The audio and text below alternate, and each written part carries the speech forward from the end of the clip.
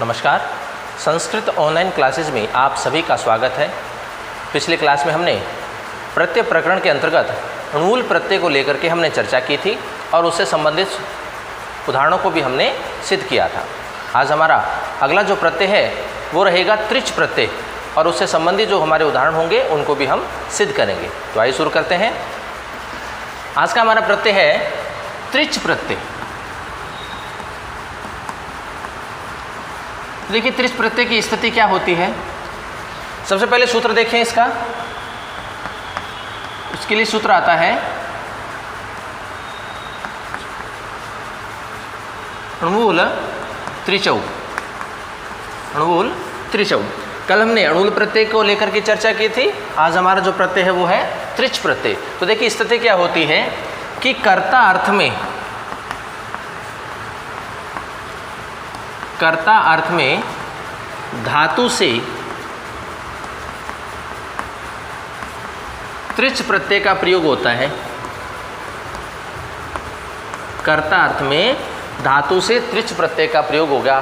तो त्रिच प्रत्यय का जो प्रयोग किया जाता है वो कर्तृवाच्य वाक्यों में किया जाता है, अर्थात कर्ता अर्थ में हम क्या करते हैं, त्रिच प्रत्यय का प्रयोग करते हैं। दूसरी स्थिति आती है कि त्रिच प्रत्यय में शेष क्या रहता है, त्रिशेष रहता है। त्रिशेष रहेगा क्योंकि यहाँ जो चय होता है इसकी संज्ञा होकर के इसका क्या हो जाएगा, लोप हो जाता है। तो केवल मात्र क्या शेष रहता है, त्रि ही शेष रहता है। इसमें हमने अब देखिए यहाँ प्रारंभ में क्या है, तय है। तो इससे पहले हमने तव्यत प्रत्यय किया था। तो तव्यत प्रत्यय के जो नियम थे वो नियम इसमें भी हमारे लागू होते हैं। अब हम बात करते हैं इसके पहचान की कि कैसे पहचाने कि किसी शब्द में त्रिच प्रत्यय जुड़ा है कि नहीं जुड़ा है। तो स्थिति होती है यदि पुल्लिंग का कोई शब्द है और उसमें यदि त्रिच प्रत्यय जुड़ा है तो उसकी अंतिम ध्वनि किस प्रकार की होगी, ता की होगी। किस प्रकार की होगी, ता की होगी। स्त्रीलिंग का कोई शब्द है जिसमें त्रिच प्रत्यय जुड़ा हुआ है तो उसकी अंतिम ध्वनि कैसी होगी, त्रि की होगी। और नपुंसक लिंग का कोई शब्द है और उसमें यदि त्रिच प्रत्यय जुड़ा हुआ है तो अंतिम ध्वनि त्रि इस प्रकार की होती है। तो ये होती है पहचान कि किसी शब्द में त्रिच प्रत्यय जुड़ा है तो उसकी अंतिम स्थिति, अंतिम ध्वनि जो है वो किस प्रकार की हमें दिखाई देती है। कि पुल्लिंग का कोई शब्द होता है और उसमें यदि त्रिच प्रत्यय जुड़ा है तो यहाँ पर अंतिम ध्वनि कैसी आती है, ता की आती है। स्त्रीलिंग का कोई शब्द है उसमें त्रिच प्रत्यय जुड़ा है तो अंतिम ध्वनि त्रि इस प्रकार की होती है। और नपुंसकलिंग का कोई शब्द होगा उसमें यदि त्रिच प्रत्यय जुड़ा है तो अंतिम ध्वनि त्रि इस प्रकार की होती है। तो नियम हमारे वही हैं जो हमारे तव्यत प्रत्यय में आते हैं। जैसे एक तो देख लेते हैं कि धातु के अंत में चय या जय होता है तो उसे क्या आदेश हो जाएगा, कै आदेश हो जाता है। कि धातु के अंत में यदि हमें चय या जय दिखाई देता है तो उसे हम क्या कर देंगे, कै आदेश कर देंगे। धातु के अंत में यदि दय दिखाई देता है तो खरीचा सूत्र की सहायता से उसको क्या कर देंगे, तय आदेश कर देंगे। धातु के अंत में क्या दिखाई दे, दय दिखाई दे तो हम उसके स्थान पर क्या कर देंगे, तय कर देंगे। ठीक है ना। और उपधा को क्या होता है, गुण आदेश होता है। उपधा को गुण आदेश होता है। अगर वहाँ उपधा में ई होता है तो उसके स्थान पर ए कर देंगे, उ होगा तो उसके स्थान पर ओ कर देंगे, री होगा तो उसके स्थान पर अर आदेश हम करते हैं। तो इस प्रकार से है। सेठ धातु यदि होती है, सेठ धातु होगी तो हम धातु और प्रत्यय के मध्य में क्या करेंगे, इट का आगम कर देंगे और इट में शेष क्या रहता है, ई शेष रहता है। ठीक है ना। तो सेठ धातु वाली स्थिति होगी तो मैं आपको यहाँ बताता रहूँगा कि ये कौन सी धातु है, सेठ धातु है कि नहीं है। जो भी सेठ धातु होगी तो उसमें हम धातु और प्रत्यय के मध्य में इट का आगम कर देंगे और इट में क्या शेष रहता है, ई शेष रहता है। तो इस प्रकार से ये स्थिति बनेगी। तो ये कुछ सामान्य नियम है और इन नियमों के आधार पर ही हम इसके जो उदाहरण हैं उनको हम स्पष्ट करेंगे। तो देखिए स्थिति क्या है, किस प्रकार से त्रिच प्रत्यय जुड़ने से धातु में किस प्रकार से परिवर्तन होता है। देखिए क्रि धातु है, त्रिच प्रत्यय है। क्रि धातु त्रिच प्रत्यय। अब हम सारे के सारे जो शब्द हैं वो पुल्लिंग के रूप में बनाएंगे ये जो क्री धातु में त्रिच प्रत्यय जोड़ेंगे तो इसका हम तीनों लिंगों में देख लेंगे कि किस प्रकार से बनेगा, तो उसी तरह से हमारे जो अन्य उदाहरण होंगे वो भी बनेंगे। त्रिच प्रत्यय है तो त्रिच प्रत्यय में शेष क्या रहता है, त्रिशेष रहता है। स्थिति क्या बन गई, क्री प्लस त्रि। ठीक है, अब हम इसको पुल्लिंग में बनाते हैं तो त्रि के स्थान पर हम क्या मानेंगे, ता मानेंगे। त्रि के स्थान पर क्या मानेंगे, ता मानेंगे, और स्थिति हमारी क्या हो जाती है, क्री प्लस ता। त्रिच प्रत्यय परे रहते धातु की उपधा को क्या होता है, गुण आदेश होता है। ये हमारा नियम है। तो उपधा में क्या स्थित है, री स्थित है। री है तो उसको गुण आदेश क्या होता है, अर आदेश होता है। तो स्थिति बन जाएगी, अब यहाँ री के स्थान पर अर लिखेंगे तो कै कैसा रह जाएगा, आधा रह जाएगा, और आगे स्थिति है ताकि। अब देखिए इनके वर्ण सम्मेलन करें तो क्या शब्द बनता है, कै आधा है, आगे ऐश्वर है, आकर के मिलेगा तो कै पूरा हो जाएगा। रे आधा है, आगे व्यंजन अक्षर है तो रे ऊपर चला जाएगा। तो इस प्रकार से ये कर्ता शब्द हमारा बनता है। तो क्री धातु में त्रिच प्रत्यय यदि हम मिलाते हैं तो पुल्लिंग में किस रूप बनेगा हमारा, कर्ता, इस प्रकार से बनेगा। और अगर इसको स्त्रीलिंग में करेंगे तो ये शब्द बन जाएगा कर्त्री, और नपुंसक लिंग में बनाएंगे तो ये शब्द बन जाएगा हमारा कर्त्री। तो ये स्त्रीलिंग है और ये नपुंसक लिंग है। तो इस प्रकार से हमारे ये शब्द बनते हैं कि क्री धातु में त्रिच प्रत्यय यदि हम जोड़ते हैं तो पुल्लिंग के रूप में इस प्रकार से कर्ता शब्द का निर्माण होता है। स्त्रीलिंग में कर्त्री इस प्रकार से होगा, नपुंसक लिंग में कर्त्री, इस प्रकार से ये शब्द हमारा बनता है।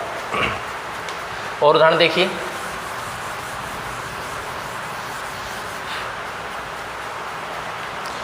भुज धातु है, त्रिच प्रत्यय है। त्रिच प्रत्यय में क्या शेष रहा, त्रिशेष रहा। स्थिति क्या बन जाएगी हमारी, भुज प्लस त्रि, ये स्थिति बन गई। पुल्लिंग के रूप में बनाएंगे तो त्रि के स्थान पर क्या कर देंगे, तादेश कर देंगे, और स्थिति क्या बन गई, भुज प्लस ता। अब देखिए उपधा में क्या दिखाई दे रहा है, ऊ दिखाई दे रहा है, तो उपधा को क्या कर देंगे, गुण आदेश करेंगे। तो ऊ को गुण आदेश करेंगे तो क्या बन जाएगा, भू बन जाएगा। धातु के अंत में च या जय होता है उसको क्या करेंगे, कै आदेश करेंगे। तो जय के स्थान पर क्या करेंगे, कै करेंगे। तो स्थिति क्या बन गई, भोग प्लस ता। वर्ण सम्मेलन इनका करेंगे तो शब्द बन जाता है हमारा भोक्ता। तो भुज धातु में त्रिच प्रत्यय यदि हम मिलाते हैं तो शब्द बनता है हमारा भोक्ता। और उदाहरण देखिए, गम धातु है, त्रिच प्रत्यय है। त्रिच प्रत्यय में शेष क्या रहा, त्रिशेष रहा। स्थिति क्या बन गई, गम प्लस त्रि। पुल्लिंग के रूप में बनाएंगे तो त्रि के स्थान पर क्या कर देंगे, ता कर देंगे। स्थिति बन गई गम प्लस ता।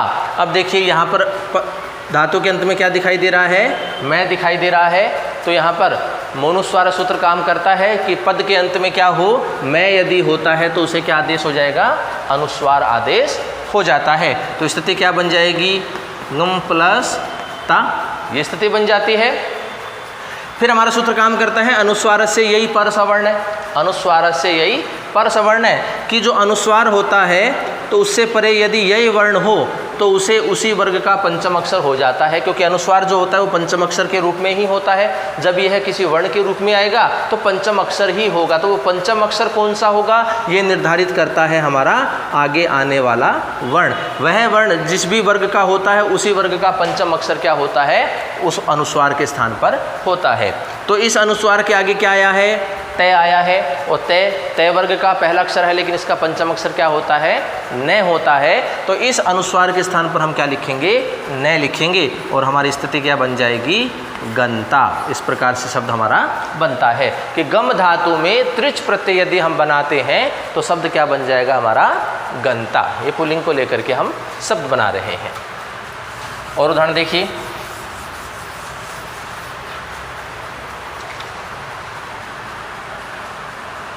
भ्री धातु है, त्रिच प्रत्यय है। त्रिच में शेष क्या रहा, त्रिशेष रहा। पुल्लिंग के रूप में बनाएंगे तो त्रि के स्थान पर क्या लिखेंगे, ता लिखेंगे। स्थिति क्या बन गई, भ्री प्लस ता। अब देखिए उपधा में क्या दिखाई दे रहा है, री दिखाई दे रहा है, तो गुण आदेश हो जाएगा। इसको उपधा को गुण आदेश करेंगे तो भय आधा रह जाएगा। री के स्थान पर हम गुण अर आदेश करेंगे, आगे ता लिखा हुआ है। वर्ण सम्मेलन करेंगे इनका, भय आधा है, आगे ऐश्वर है, आकर के मिलेगा भय पूरा हो जाएगा। रे आधा है, उसके आगे तय व्यंजन वर्ण है तो रे इसके ऊपर चला जाएगा और शब्द हमारा बन जाता है भरता।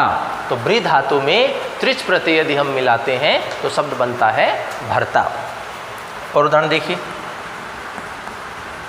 भिद धातु है त्रिच प्रत्यय, भिद धातु त्रिच प्रत्यय। तो यहाँ देखिए त्रिच प्रत्यय में क्या शेष रहता है, त्रिशेष रहता है। स्थिति क्या बन जाएगी हमारी, भिद प्लस त्रि, ये स्थिति होगी। पुल्लिंग के रूप में बनाएंगे तो त्रि के स्थान पर क्या करेंगे, तादेश करेंगे, स्थिति बन जाएगी हमारी भिद प्लस ता, ये स्थिति बनी। अब देखिए धातु के अंत में क्या है, द है, उपधा में क्या दिखाई दे रहा है, ई दिखाई दे रहा है। तो दोनों नियम हमारे यहाँ काम कर रहे हैं। तो यहाँ उपधा में ई जो है उसको क्या कर देंगे, गुण आदेश करेंगे और ई को गुण क्या हो जाएगा, ए आदेश हो जाएगा। तो ये जो भी है किस में बदल जाएगा, भे में बदल जाएगा।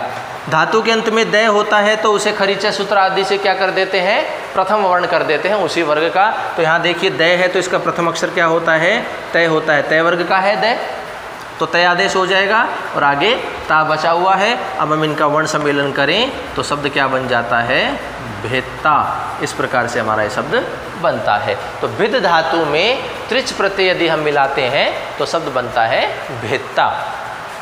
इसी तरह से उदाहरण है, छिद धातु है,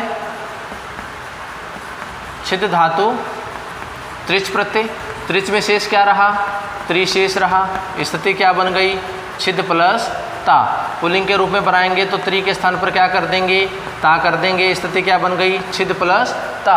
अब यहाँ देखिए उपधा में क्या है, ई है, ई को गुण आदेश करेंगे तो क्या हो जाएगा, 6।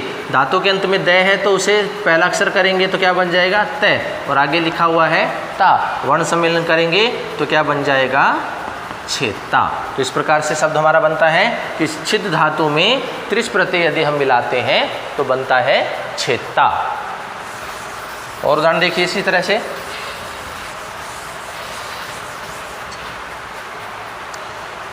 विद धातु है, त्रिच प्रत्यय है, बिल्कुल इसी तरह से बनेगा जिस तरह से हमने छेदता बनाया था, भेदता बनाया था। त्रिच प्रत्यय में क्या शेष रहा, त्रिशेष रहा। स्थिति बन गई विद प्लस त्रि। पुल्लिंग के रूप में बनाएंगे तो त्रि के स्थान पर क्या कर देंगे, ता कर देंगे। स्थिति बन गई विद प्लस ता। उपधा में ई दिखाई दे रहा है तो उसको गुणादेश करेंगे नियम से, तो वी क्या बन जाएगा, वे बन जाएगा। धातु के अंत में द है तो नियम से उसको क्या कर देंगे, पहला अक्षर कर देंगे तो ये स्थिति बन जाएगी तय। और आगे बचा हुआ है ता, तो शब्द बना वेद प्लस ता। अब हम इनका वर्ण सम्मेलन करेंगे तो शब्द बन जाता है वेदता। तो इस प्रकार के विद धातु में त्रिच प्रत्यय यदि हम जोड़ें तो शब्द हमारा बनता है वेदता। और उदाहरण देखिए, पठ धातु है, त्रिच प्रत्यय है। अब पठ जो धातु है वो कैसी धातु है, सेठ धातु है। सेठ धातु होगी तो हम क्या करेंगे, धातु और प्रत्यय के मध्य में इट का आगम करेंगे। तो इसका मतलब स्थिति क्या बन जाएगी, पठ प्लस इट प्लस त्रिच, ये स्थिति है। त्रिच में क्या शेष रहता है, त्रिशेष रहता है। इट में शेष क्या रहता है, ई शेष रहता है। तो स्थिति क्या बन गई, पठ प्लस ई प्लस त्रि। पुल्लिंग के रूप में बनाएंगे तो त्रि के स्थान पर क्या कर देंगे, तादेश कर देंगे। स्थिति क्या बन जाएगी, पठ प्लस ई प्लस ता, ये स्थिति बन गई। वर्ण सम्मेलन का करेंगे तो प ठ आधा है, आगे ईश्वर है, आकर के मिलेगा तो ये ठी बन जाएगा। आगे ता बचा हुआ है तो देखिए क्या बन गया, पठीता। पठ धातु में त्रिच प्रत्यय यदि हम जोड़ते हैं तो शब्द बनता है हमारा पठीता। और उदाहरण देखिए आगे,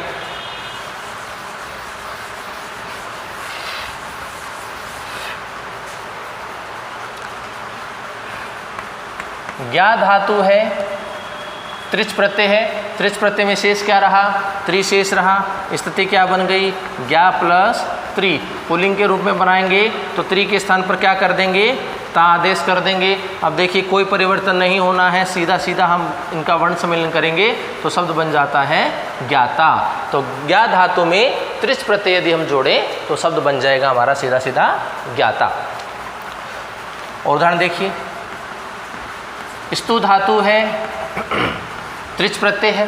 त्रिच प्रत्यय में शेष क्या रहा, त्रिशेष रहा। स्थिति बन गई स्तु प्लस त्रि। पुल्लिंग के रूप में बनाएंगे तो त्रि के स्थान पर क्या कर देंगे, ता कर देंगे। स्थिति बन गई हमारी स्तु प्लस ता। उपधा में क्या दिखाई दे रहा है, ऊ दिखाई दे रहा है। तो गुण आदेश करेंगे नियम से, तो ऊ को क्या हो जाएगा, ओ आदेश हो जाएगा। ऊ के स्थान पर ओ करेंगे तो स्थिति क्या बन गई, स्तो प्लस ता। वर्ण सम्मेलन यदि हम इनका करते हैं तो शब्द क्या बन जाएगा, स्तोता। तो स्तु धातु में त्रिच प्रत्यय यदि हम जोड़ें तो हमारा शब्द बनता है स्तोता। और उदाहरण देखिए इसी तरह के,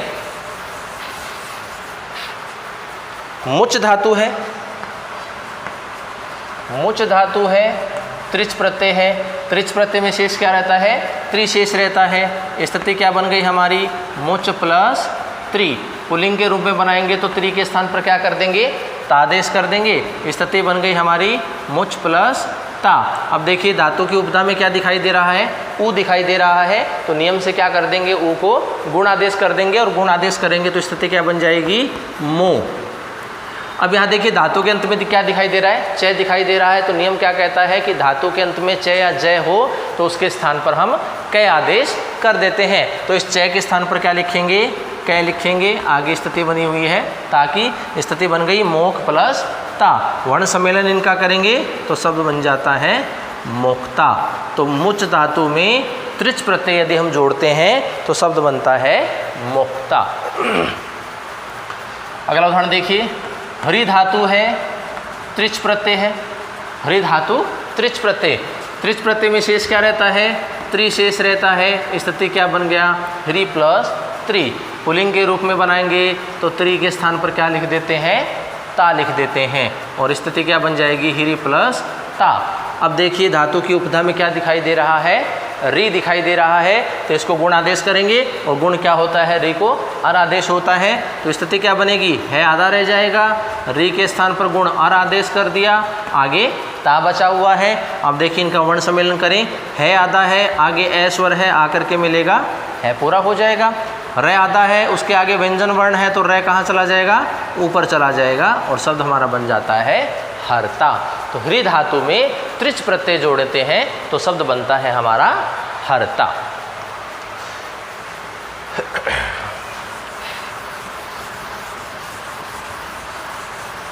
अगला उदाहरण देखिए,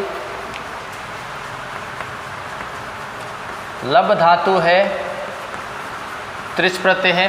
देखिए हमारा नियम आया था जब हमने तव्यत प्रत्यय पढ़ा था कि धातु का अंतिम वर्ण यदि चतुर्थ वर्ण हो, धातु के अंत में यदि चतुर्थ वर्ण हो तो उस चतुर्थ वर्ण को उसी वर्ग का तृतीय वर्ण हम कर देते हैं। जब हम ऐसा करते हैं तो उससे परे जो तय होता है उसे उसी वर्ग का चतुर्थ वर्ण कर देते हैं, अर्थात उसके स्थान पर हम धय कर देते हैं। तो ये स्थिति हमें यहाँ प्राप्त हो रही है कि देखिए धातु के अंत में क्या है, भय है, तो ये चतुर्थ वर्ण है। तो चतुर्थ वर्ण होगा तो हम इस चतुर्थ वर्ण के स्थान पर क्या करेंगे, तृतीय वर्ण करेंगे। जब हम इसको तृतीय वर्ण करेंगे तो इससे परे जो तय होता है उसको क्या कर देंगे, चतुर्थ वर्ण कर देंगे। तो इस भय के स्थान पर हम इसी वर्ग का तृतीय वर्ण करेंगे और इस तय के स्थान पर हम क्या करेंगे, इसी वर्ग का चतुर्थ वर्ण करेंगे, अर्थात धय आदेश करेंगे। तो देखिए स्थिति क्या बनती है, त्रिच प्रत्यय है, त्रिच प्रत्यय में शेष क्या रहा, त्रिशेष रहा। स्थिति क्या बन गई हमारी, लब प्लस त्रि।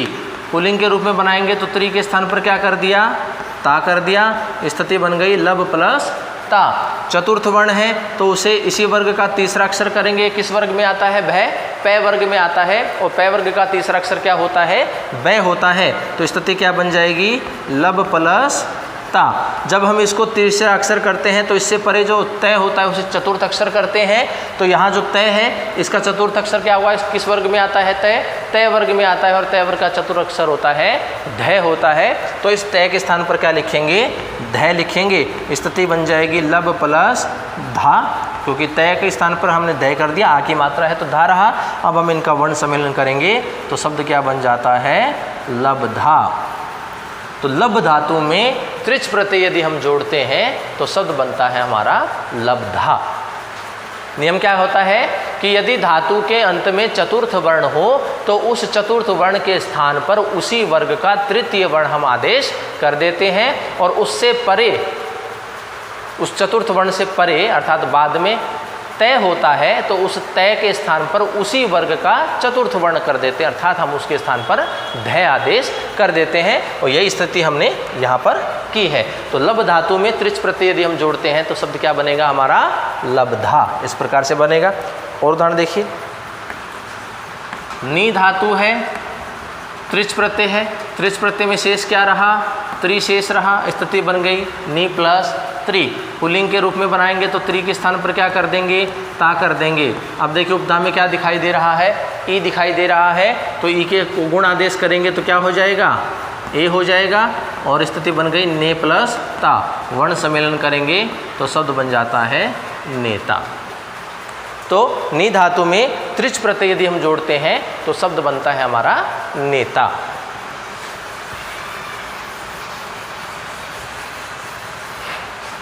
अगला उदाहरण देखिए, दा धातु है, त्रिच प्रत्यय है, त्रिच प्रत्यय में शेष क्या रहा, त्रि शेष रहा, स्थिति बन गई दा प्लस त्रि। पुल्लिंग के रूप में बनाएंगे तो त्रि के स्थान पर क्या कर दिया, दा कर दिया, कोई परिवर्तन नहीं होगा, सीधा सीधा वर्ण सम्मेलन करेंगे, हमारा शब्द बन जाता है दाता। दा धातु में त्रिच प्रत्यय जोड़ते हैं तो शब्द क्या बनेगा, दाता शब्द हमारा बनता है। अगला उदाहरण देखिए, ग्रह धातु है और त्रिच प्रत्यय है। ग्रह जो धातु है वो कैसी धातु है, सेठ धातु होती है। अब सेठ धातु है तो हम क्या करेंगे, धातु और प्रत्यय के मध्य में इट का आगम करेंगे। अब देखिए ये बात ध्यान रखने के लिए है कि ग्रह धातु के साथ में जब भी इट का आगम होता है तो वो जो ई होता है वो किस रूप में होगा, दीर्घ रूप में होगा। ग्रह धातु के साथ में इट का जब हम आगम करते हैं तो वो जो ई होता है वह दीर्घ रूप में होता है। बस इतना ही यहाँ पर अंतर हमें देखने को मिलता है अन्य धातुओं से। तो देखिए स्थिति क्या बनेगी, त्रिच धातु है, त्रिच में क्या शेष रहा, त्रि शेष रहा, तो स्थिति क्या बन गई, ग्रह प्लस त्रि। पुल्लिंग के रूप में बनाएंगे तो त्रि के स्थान पर क्या हो गया, ता हो गया, स्थिति क्या बन गई, ग्रह प्लस ता। सेठ धातु है, सेठ धातु होने से हम क्या करते हैं, इट का आगम करते हैं, इट में शेष क्या रहता है, ई शेष रहता है, तो वो ई जो होगा वो किस रूप में होगा, दीर्घ रूप में होगा, और स्थिति क्या बन जाएगी, ग्रह प्लस ई प्लस ता। सीधा सीधा वर्ण सम्मेलन का करेंगे तो शब्द हमारा बन जाता है ग्रहीता। अन्य धातु के साथ में जब हम इट का आगम करते हैं तो वो जो इट होता है वह लघु रूप में होता है, ई लघु रूप में होता है, लेकिन जब हम ग्रह धातु के साथ में इट का आगम करते हैं तो ई किस रूप में होगा, दीर्घ रूप में होता है, और शब्द हमारा बन जाता है ग्रहीता। और उदाहरण देखिए, वह धातु है और त्रिच प्रत्यय है। देखिए हमने पढ़ा था कि उपधा में यदि ए हो और धातु का अंतिम वर्ण क्या हो, है होता है, तो क्या स्थिति होगी, किस प्रकार से परिवर्तन होगा कि यह जो ए होता है ये किस में बदल जाएगा, ओ में बदल जाएगा। किस में बदल जाएगा, ओ में बदल जाएगा। उसके पश्चात है जो होता है वो किस में बदल जाएगा, ढह में बदल जाता है। जब है ढह में बदलता है तो उससे परे जो तय होता है वो भी किस में बदल जाता है, ढह में बदल जाता है। ये स्थिति बनती है, हमने पहले भी किया था ये उदाहरण। तो देखिए वह धातु है, त्रिच प्रत्यय है, तो त्रिच प्रत्यय में क्या शेष रहता है, त्रि शेष रहता है। स्थिति क्या बन जाएगी हमारी, वह प्लस त्रि। पुल्लिंग के रूप में बनाएंगे तो त्रि के स्थान पर क्या लिख दिया, ता लिख दिया, तो स्थिति बन गई वह प्लस ता। ए उपदा में है, अंत में है तो ए जो होता है किस रूप में बदल जाएगा, ओ में बदल जाएगा, तो क्या बन गया, वो बन गया। है जो होता है किस में बदल जाता है, ढह में बदल जाता है। जब है को ढह में बदलते हैं तो तय भी किस में बदल जाता है, आगे ढह में बदल जाता है। स्थिति क्या बन गई, वोड प्लस ढा। ढोढ़े सूत्र आता है उससे क्या होता है, पहले वाले ढह का क्या हो जाएगा, लोप हो जाएगा। लोप हो जाएगा तो स्थिति क्या बन जाएगी, वो प्लस ढा। वर्ण सम्मेलन करेंगे तो शब्द हमारा बनता है वो ढा। तो वह धातु में त्रिच प्रत्यय यदि हम जोड़ते हैं तो शब्द बनता है हमारा वो ढा। तो जो इस प्रकार से हमारा बनता है। तो इस तरह से ये था हमारा त्रिच प्रत्यय, और ऐसे अनेक उदाहरण हो सकते हैं त्रिच प्रत्यय को लेकर के जिनमें इन प्रकार से परिवर्तन होगा। जो नियम है उन नियमों के आधार पर ही हमने ये सारे उदाहरण हमने किए हैं। एक बार पुनः त्रिच प्रत्यय को जान लेते हैं। सारांश रूप में क्या होता है, किसका जो सूत्र आता है वह आता है अणुवूल त्रिचौ, और यह जो त्रिच प्रत्यय होता है यह कर्ता अर्थ में धातु के साथ जुड़ता है। त्रिच प्रत्यय में चय की संज्ञा होकर के केवल मात्र त्रि शेष रहता है। पहचान के रूप में यदि हम पुल्लिंग का कोई शब्द बनाते हैं त्रिच प्रत्यय को लेकर के तो अंतिम ध्वनि हम ता की लेकर के आते हैं, और यदि स्त्रीलिंग का कोई शब्द बनाना हो त्रिच प्रत्यय उसमें जोड़ना हो तो त्रि इस प्रकार की स्थिति लेकर के आते हैं।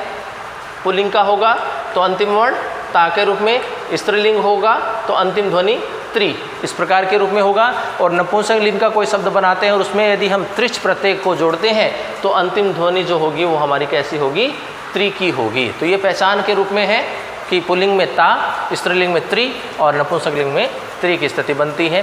नियम हमारे वही है कि चय या जय धातु के अंत में होते हैं तो उसके स्थान पर क्या आदेश हो जाता है, उपदा को गुण आदेश हो जाता है। धातु के अंत में दय होता है तो उसे प्रथम अक्षर तय आदेश हो जाता है। धातु के अंत में चतुर्थ वर्ण हो तो उसे तृतीय अक्षर हो जाता है उसी वर्ग का, और उससे परे जो तय होता है उसे उसी वर्ग का चतुर्थ अक्षर भी हो जाता है। तो इस प्रकार से कुछ सामान्य नियम थे जिनके आधार पर हमने इन उदाहरणों को स्पष्ट किया। तो ये था हमारा त्रिच प्रत्यय। तो अगली कक्षाओं में हम आगे के जो हमारे प्रत्यय हैं उनको लेकर के चर्चा करेंगे। आज की क्लास में इतना ही। धन्यवाद।